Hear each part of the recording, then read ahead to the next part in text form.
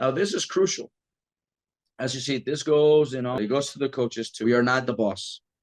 As much as a lot of coaches out there go out there and think they're the boss, we are not the boss. And by the way, neither are them. Neither are they. We are colleagues working together.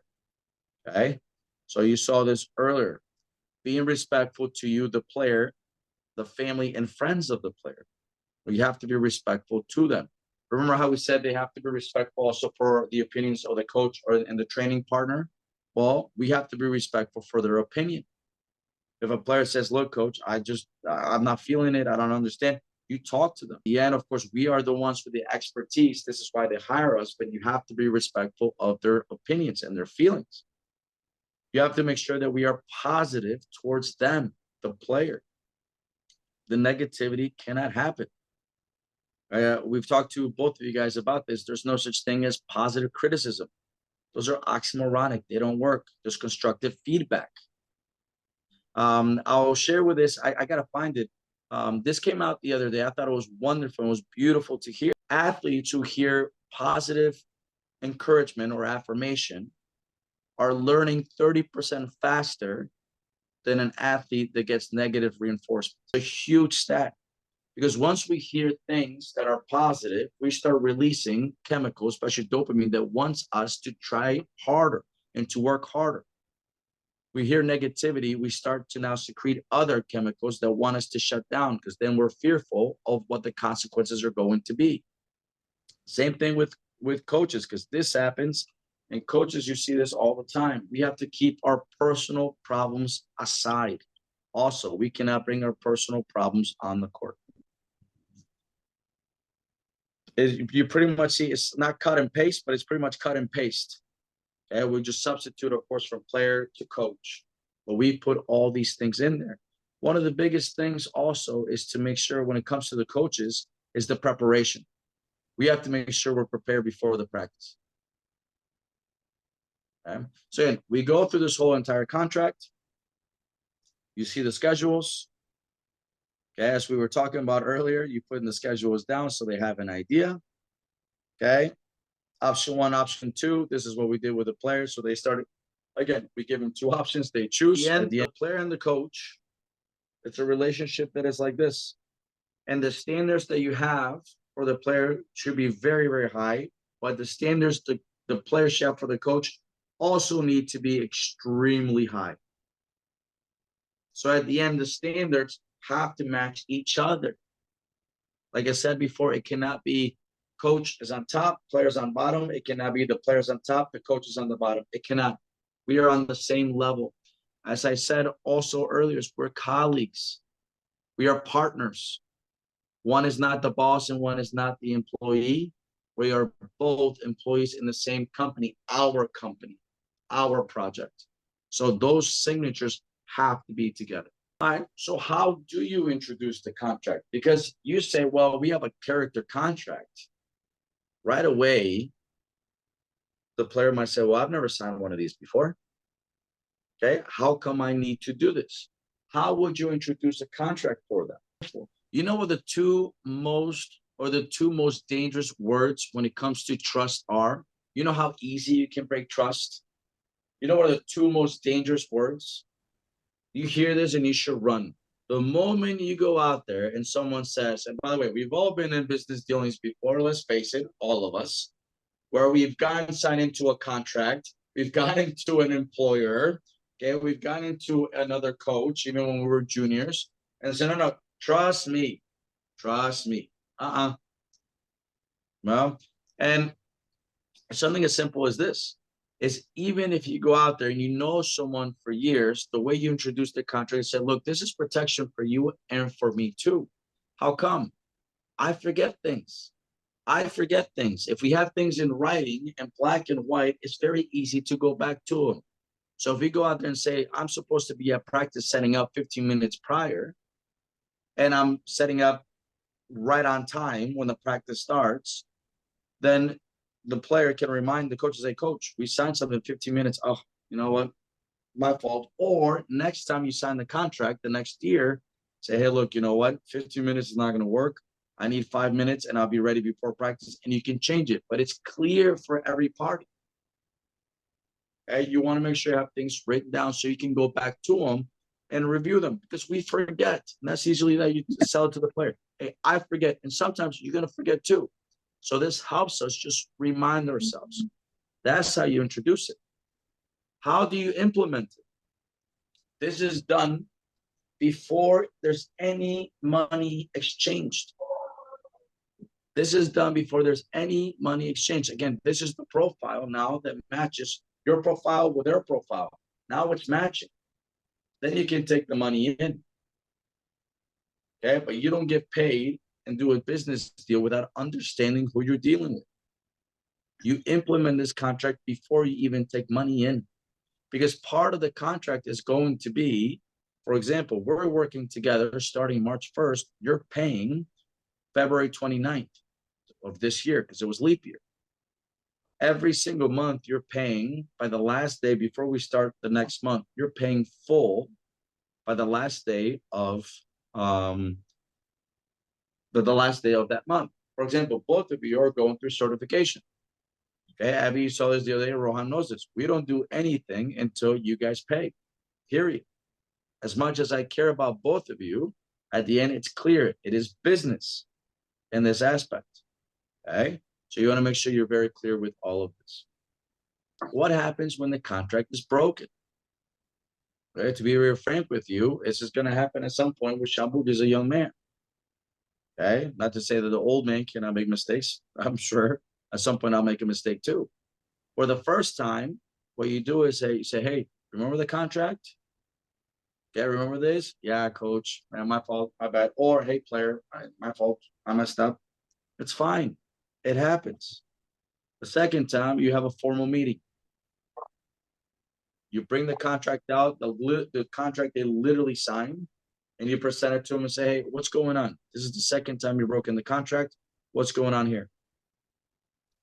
The third time, thank you so much. Relationship is over when it comes to working together.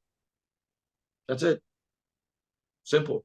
The expectation is not meeting the reality. The reality is you're breaking the contract now 3 times. We are moving on. By communicating this with the player, they now have a lot of kind of accountability to say, I better make sure I follow this. But again, you also put yourself in a position where you have to make sure your standards are very high and you're held accountable to your own writing and your own words and your own ethics and morals. Just like baseball, 3 strikes and you're out. I wish you say it to an extent, say, look, it's just, I respect my time, I respect my effort, and I respect the relationship I want to have with someone. Okay, and vice versa, by the way. If I'm late for your practices, if I don't have the microcycles ready and I'm not setting up the right way, you should fire me as a coach. I should not be your coach. You hold yourself to a high standard. Why do you need one? To make sure that when people forget, you're able to go back to it, remind yourselves, okay? And to make sure that you have peace of mind. Whatever you thought that you wanted in this relationship, you say beforehand. That way they're able to comply to it. And also, when you renegotiate at the end of the year and you sign another contract, you're able to say, like I said earlier, if you want to change the timing from 15 minutes to 5 minutes, if you're able to do this or that a little bit different because it works for you guys better, then you do it. But you now have a record of what wasn't working so well. So at the end, you need to make sure you have a record to improve your relationship. When we form a contract, so player can also make coach accountable, right? Absolutely. Absolutely. Okay. And there's part of it actually, and this is more of the IT of junior that we have. Okay. But also there's a part where the parent signs too. They're going to act on the court, how they're going to act off the court, how they're going to make decisions. Yeah, so we make sure that everybody's included because again, everybody has to be included. Like we always say, the player's driving the car, the coach is the navigator, and the parents are in the back. Okay, and they're the ones that can be saying, "Are we there yet? Are we there yet? Are we there yet?" So it's to say, "Hey, we're not quite there yet. This is what we need to do." So you're guiding everybody in the car.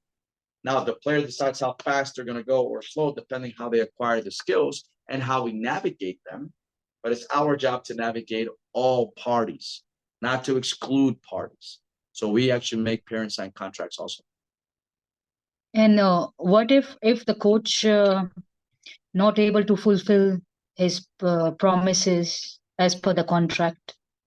At the end, it's the same thing we said, is if the player cannot comply with a contract, it's no different with a coach. If the coach cannot comply with a contract, the players should say, enough is enough. 3 times you're out. Sorry, him or her, doesn't matter. At the end, you have to comply with what you said you would. Because remember, you set this up before you ever started working together. You set this up before you ever took a rupee or a dollar, okay, or a yen or whatever. You set this up beforehand. So you have to now live up to it. You set up your terms and conditions. All right, so now you start getting to the vision statements. Okay, like we said, what are the goals of the player?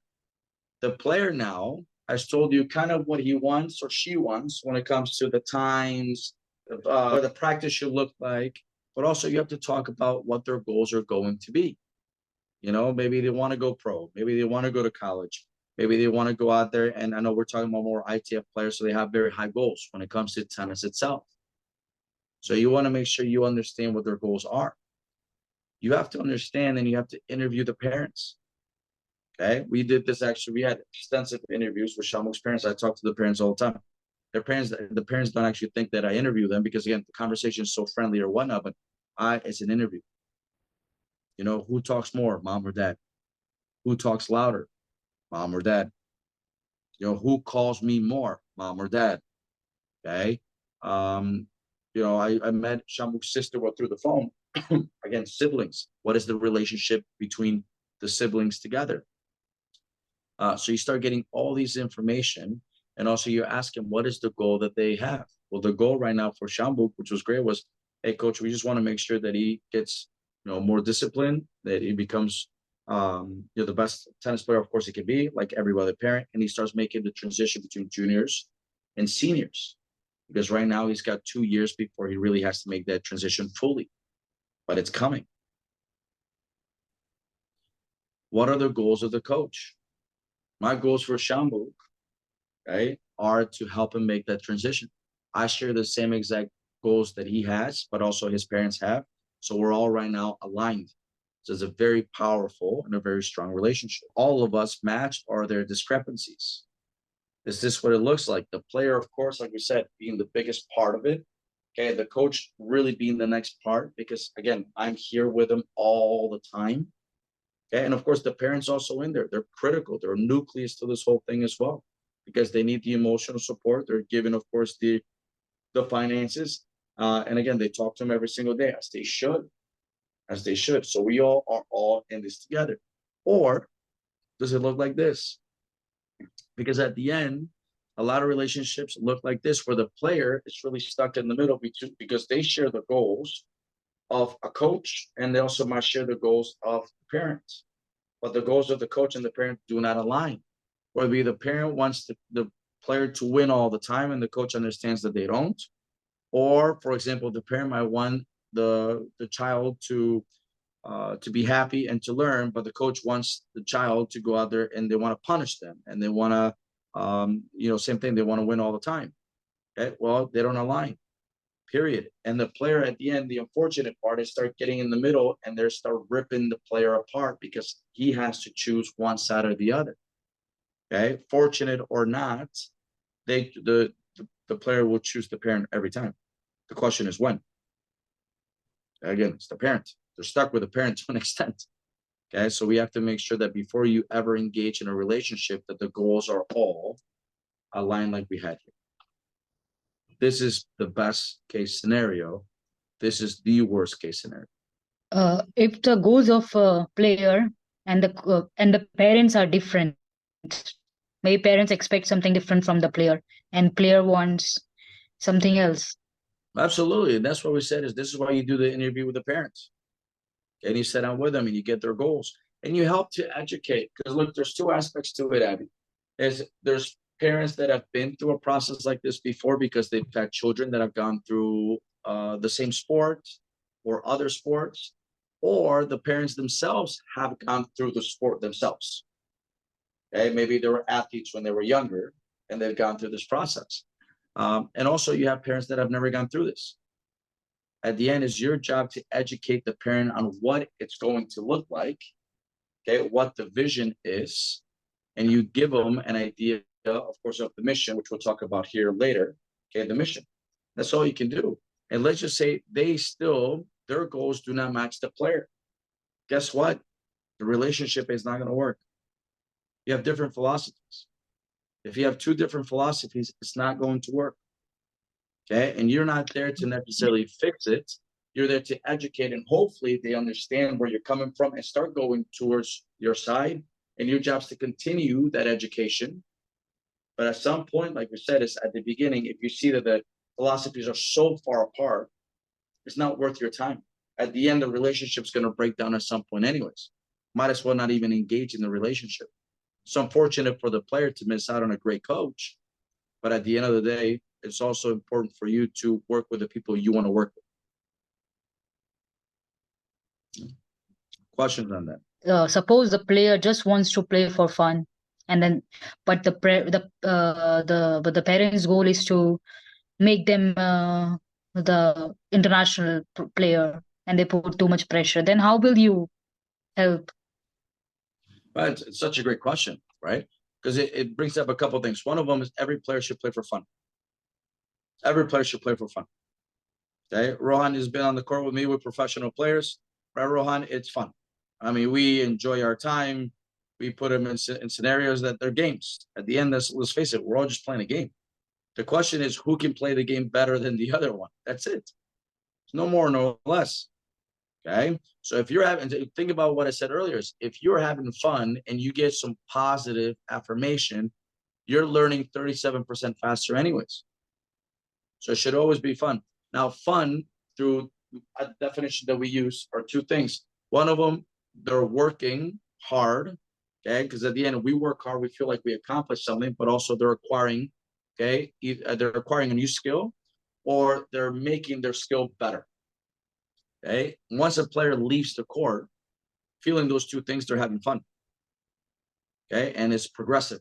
It should continue to build. So fun is not just going out there and screwing around, and no, that's not fun in our definition, okay? Especially with performance players. And by the way, we treat everybody as a performance player, right, Rohan? Even the red ball players, to us, they're all performance, because at the end we treat them that way because maybe they will be.